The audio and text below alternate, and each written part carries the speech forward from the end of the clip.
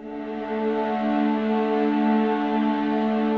I think as the term turbulent suggests, there's really an absence of consensus on a lot of the key political questions and how to resolve some of the key crises. Unfortunately, I think many of the situations where I've been working have faced that challenge. It's remarkable how much a lack of consensus at the international level trickles down to the most local, basic efforts to build peace, to keep peace, in those contexts, whether it's being done by the UN or by other actors in the humanitarian community and by the local people themselves. So that's the first, I think, biggest challenge. The second is that, and it's a related challenge, is that when there isn't a peace to keep, peacekeeping becomes really very difficult. It becomes difficult for mission leadership to navigate mandates from the Security Council, and it becomes difficult for individual peacekeepers to do their jobs because it becomes much more dangerous for them when there isn't a peace agreement to rely on or to inform. We're navigating really kind of much more uncharted waters in that sense.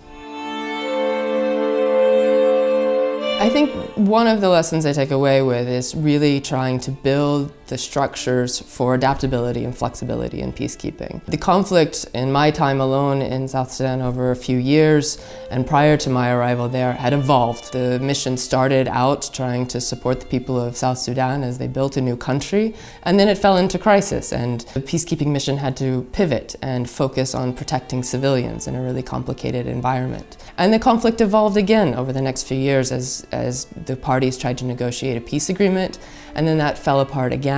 There was another crisis in July of 2016 that created a very different kind of conflict. So we shifted from static protection of civilians work, where we had more than 200,000 people sheltering in camps seeking protection, to conflict that spread to new regions of the country. And that made the job of the UN much more difficult because we had to take protection out. We worked very hard to adapt to that new reality, to increase patrolling, to be more strategic with our resources, to do more with less. But at the end of the day, the structures in place make that a real challenge. So creative thinking about how to make peacekeeping more flexible, I think, is really one of the things that it would be great to try to replicate in other contexts.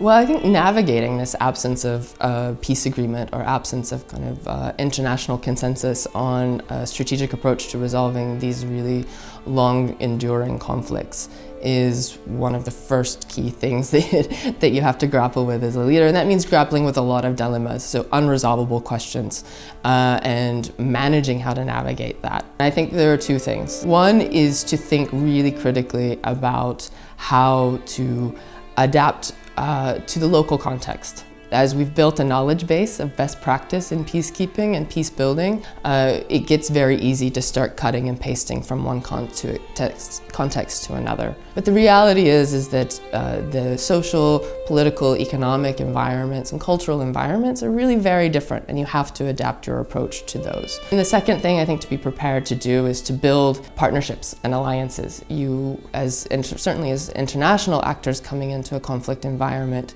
you can't assume now that you have the backing of the international community as something to take for granted. You have to really actively continue to build alliances and build partnerships for the work that you're trying to achieve.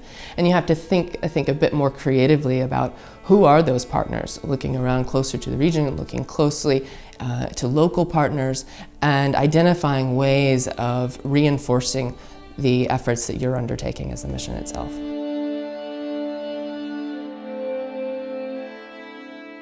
Peacekeeping in this approach that we've had is subject to a lot of question and interrogation in the current environment. So we have to be prepared to defend the impact that we're having and how effective we are in our efforts. And that's, I think, a lot easier said than done. I stepped back out of working in this world to do some further study a couple of years ago, and I'm now stepping out again. For me, the methodological questions about how we measure effectiveness and how we measure impact, and the kinds of questions that we ask to think about those challenges is really a top priority and an area of interest that I'm hoping to get out of my work here with GCSP.